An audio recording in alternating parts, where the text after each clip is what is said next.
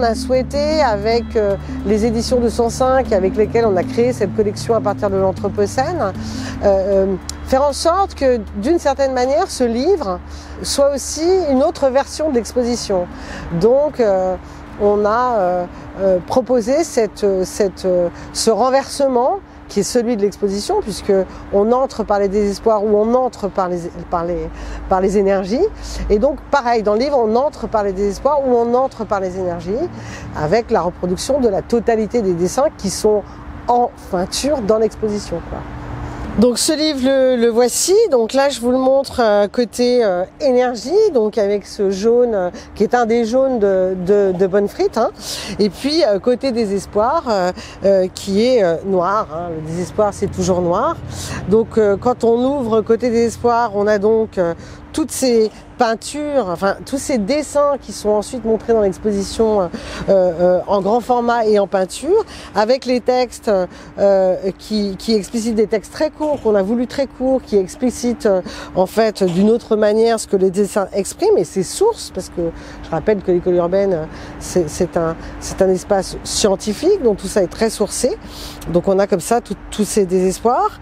Donc ça, c'est les jours où on va pas trop mal, on entre par cette question-là.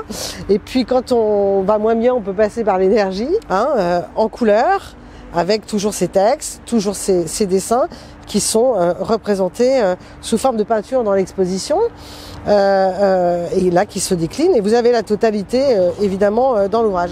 Et au cœur, toute une série de textes évidemment qui accompagnent les peintures, qui sont dans l'exposition, mais surtout ces textes effectivement qui nous permettent d'aller plus loin quand on est assis, parce qu'avec un livre, on peut s'asseoir, on peut prendre du temps.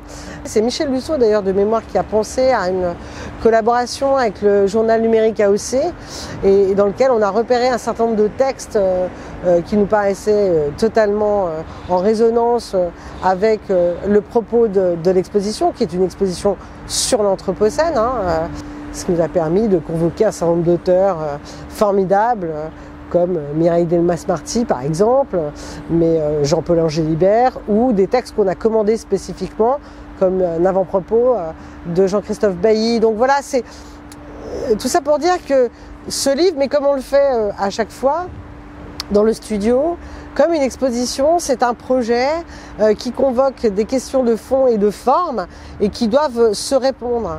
Et dans les deux cas, c'est une matérialité, hein. Ce sont des choses réelles, tangibles, qui ont un poids.